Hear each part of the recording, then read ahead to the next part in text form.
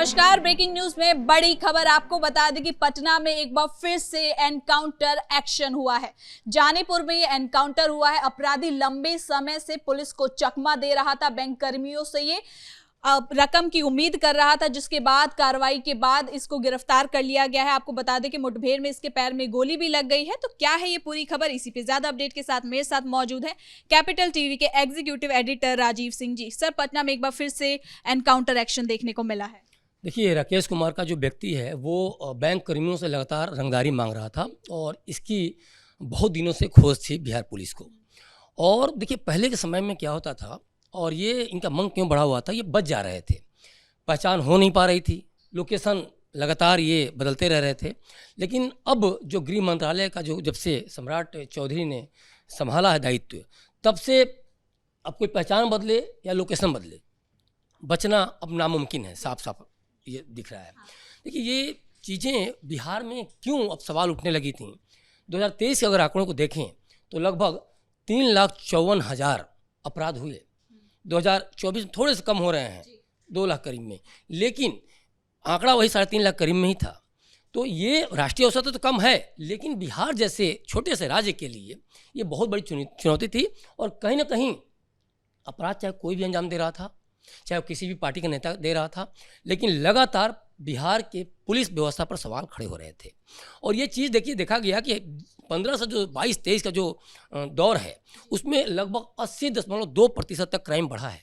ये पूरे राष्ट्र में कहा जाए, पूरे देश में कहा जाए, तो बिहार को लेके चिंता की लकीर साफ उभर रही थी। बिहार पहले से भी बदनाम रहा है, देखा जाए अपराध के लिए, फिरौती के लिए, अपहरण के लिए। तो ये दाग सम्राट चौधरी को अपने मस्तक से मिटाना है। ये दाग पहले से चला रहा था, लेकिन जब सम्राट चौधरी गृह मंत्रालय का दायित्व संभालते हैं, जिम्मा संभालते हैं, तो जिम्मेदारी इनकी बढ़ जाती है। और इसीलिए लगातार पुलिस दबिश दे करके ये सुनिश्चित करना चाहती है कि अब बिहार की जनता के साथ कोई रंगदारी नहीं मांगेगा, किसी बैंक कर्मी के साथ कोई रंगदारी नहीं मांगेगा, किसी का अपहरण नहीं होगा और किसी का की भी हत्या नहीं होगी। आप लगातार देख रही होंगी इनकाउंटर चल रहा है। बेगूसराय से पहला जो इनकाउंटर हुआ तो भी, तो उसके बाद शराब माफियाओं पे, बालू माफियाओं पे, ज़मीन माफियाओं पे। देखिए, सबसे बड़ी बात क्या है कि बिहार में अगर आप हत्याओं का दौर भी देखें या फिर जो हिंसा का दौर देखें या कत्ल का दौर देखें, अपहरण का दौर देखें, इसमें सबसे प्रमुख कारण प्रॉपर्टी रहा है, रंगदारी रही है, अपहरण रहा है। और इसीलिए बिहार सरकार ने, सम्राट चौधरी ने इस चीज़ को पॉइंट आउट किया है कि आखिर हत्याएं क्यों बढ़ रही हैं, क्यों नहीं रुक रही हैं। क्योंकि देखिए, लास्ट के जो सरकार जब आने वाली थी दोबारा सत्ता में, नीतीश कुमार जब 10वीं बार शपथ ले रहे थे, उसके एक साल पहले की अगर हम बात करें तो बहुत तेज़ी से अपराध बढ़े थे। और ये कहीं ना कहीं फील किया गया कि अब बिहार को अगर सच में बिना किसी डर के, भय के साए में जीना है, बिहार के लोगों को अगर सही में सुशासन देना है और किसी तरह से कोई वो ना हो, तो ये जो राष्ट्रीय औसत थोड़ा सा जो आंकड़ा कम है, उसको बहुत, देखिए, अपराध खत्म नहीं किया जा सकता, लेकिन राष्ट्रीय औसत जो है उससे कम लाया जा सकता था। ये एक सबसे बड़ी चीज़ है। दूसरी बात, एक चीज़ और है कि बिहार पुलिस जिस तरह से लगातार सवाल उठता रहा, बदनाम होती रही अपने पुलिसिंग जो कार्रवाइयाँ थी उसके माध्यम से, तो वो कहीं ना कहीं इकबाल कायम करने की ज़रूरत है कि अब बिहार पुलिस बदल रही है। इसीलिए लगातार CCTV कैमराज के माध्यम से लेकर तमाम तरह के, देखिए, CID और जो STF वगैरह जो गठन हुआ, तो ये उत्तर प्रदेश के तर्ज पर जो हिस्ट्री शीटर हैं उनको लेके पहचान के तौर पे कि नहीं, अब खैरियत नहीं है।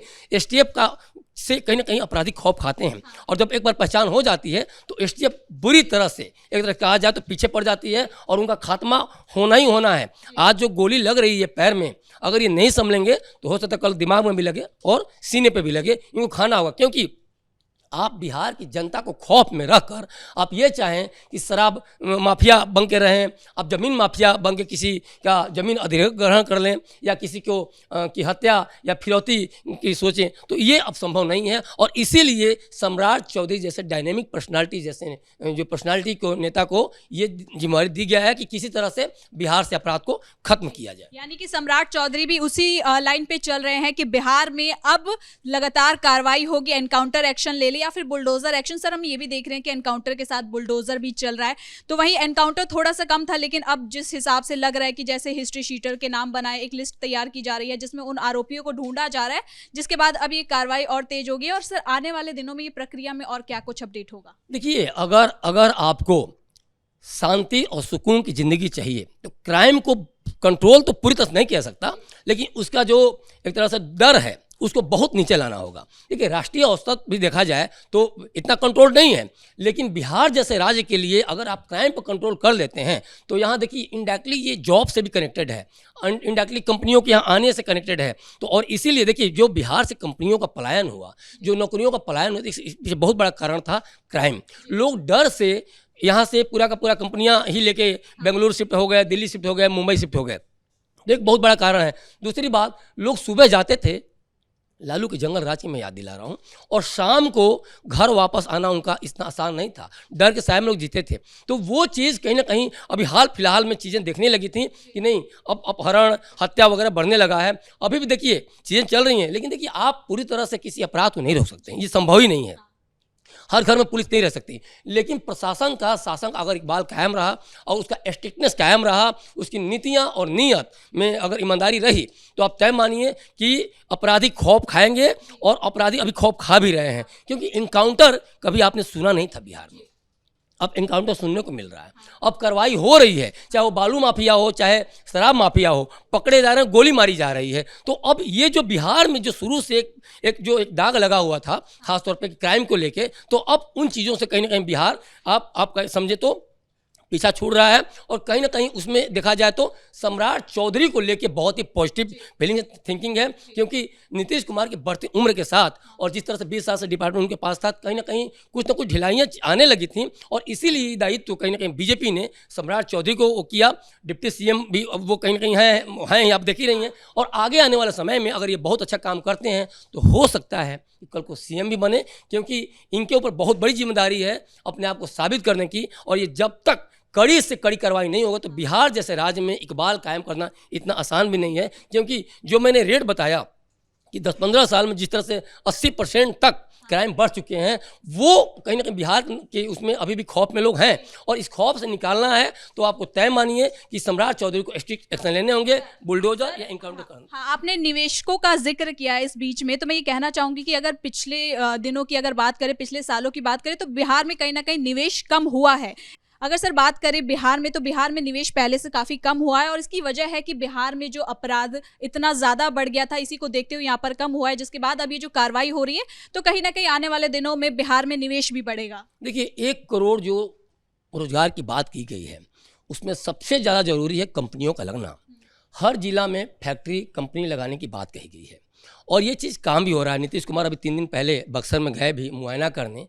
तो आप जब तक लॉ एंड ऑर्डर को चुस्त दुरुस्त नहीं रखेंगे, कोई भी यहाँ न रोजगार करने आएगा, न कंपनियां एस्टैब्लिश हो पाएंगी, न लोग पैसे लगा पाएंगे। और देखिए एक बात और भी है, आपको डिसेंट्रलाइज करना होगा। आप सिर्फ पटना में पुलिस प्रशासन को टाइट करके पूरे बिहार में आप उस तरह की शासन प्रशासन को नहीं देंगे, पुलिस प्रशासन को नहीं देंगे, तो वो पूरे बिहार में कंपनियां फैक्ट्रियां नहीं लग सकती हैं। तो सबसे पहले सम्राट चौधरी का इस बात पर फोकस है कि पूरे बिहार को कहीं ना कहीं महफूज रखना है। आप रंगदारी या अपहरण या हत्या जैसे चीज़ों पर लगाम लगाना है, तभी जाकर आप हर जिले में कंपनियों के बारे में सोच सकते हैं। और जब कंपनियां लगेंगी तो रोजगार भी क्रिएट होगा, दूसरे राज्यों से या फिर दूसरे देशों से भी इंजीनियर वगैरह आके बिहार में काम करना चाहेंगे। क्योंकि अगर आप शाम को ऑफिस से जब आएंगे और घर सकुशल जब पहुंच पाएंगे, तभी जाके वो इकबाल कायम होगा। ऐसा नहीं कि आप शाम को निकले, रात हो गई काम करते करते, या फिर आप जा रहे हैं, छिनैती होगी, अपहरण हो गया, फिर हत्या हो गई। तो इससे अगर एक भी हत्या होती है इस टाइप से, पूरे बिहार में खौफ जाएगा, फिर लोग छोड़ के भाग। लालू जंगल राज में क्या था, बिस्कोमान, सोचिए डालमिया नगर, इतनी बड़ी बड़ी कंपनियां थी, और सिर्फ रंगदारी की वजह से, सिर्फ और सिर्फ जो क्रिमिनल केसेस थे उनके बढ़ते जो संख्या थे, उनके वजह से ये लोग कंपनियां छोड़कर पलायन कर गए। टाटा वगैरह क्या था, सब जो बेंगलोर वगैरह में जाके तमाम ये सब क्यों हुआ? क्योंकि उस समय जो रंगदारी या फिरौती की जो चीज़ें आ रही थी, सामने आ रही थी, जो घटनाएं सामने आ रही थी, तो बिहार में एक ऐसा खौफ का वातावरण था कि लोग अपने आप को महफूज पा ही नहीं पा रहे थे। और देखिए एक बात और है, चाहे बच्चियां हों, महिलाएं हों, ये बात नौकरी पेशा वालों तक सीमित नहीं है। बच्चियां हों, महिलाओं हों, या फिर एक वृद्ध भी हो, अगर वो रिटायर भी हो जाता तब पर भी वहाँ ये था कि किसी तरह से उगाही करना है, फिरौती करना है, उसके पास पैसा है। तो ये सारी चीज़ों पे कहीं ना कहीं आपको एक मैसेज देना होगा, और पुलिसिंग के माध्यम से, तभी जाकर बिहार महफूज होगा, और तभी जाकर कंपनियां आएंगी, रोजगार के साधन बढ़ेंगे। बहुत बहुत धन्यवाद सर इन तमाम जानकारी के लिए। तो कुल मिलाकर पटना में ये जो कार्रवाई हुई है, जो ये एनकाउंटर एक्शन हुआ, इससे बिहार में एक बार फिर से कहीं ना कहीं ये देखने को मिल रहा है कि अपराध नियंत्रण किया जा रहा है। इसके साथ ही सम्राट चौधरी लगातार मीटिंग कर रहे हैं, डीजीपी के साथ बातचीत कर रहे हैं कि बिहार की जो स्थिति है उसको पहले से ज्यादा कहीं सुधारा जा सके। फिलहाल ब्रेकिंग न्यूज में इतना ही। कैमरा पर्सन कुणाल के साथ मैं सृष्टि शाह।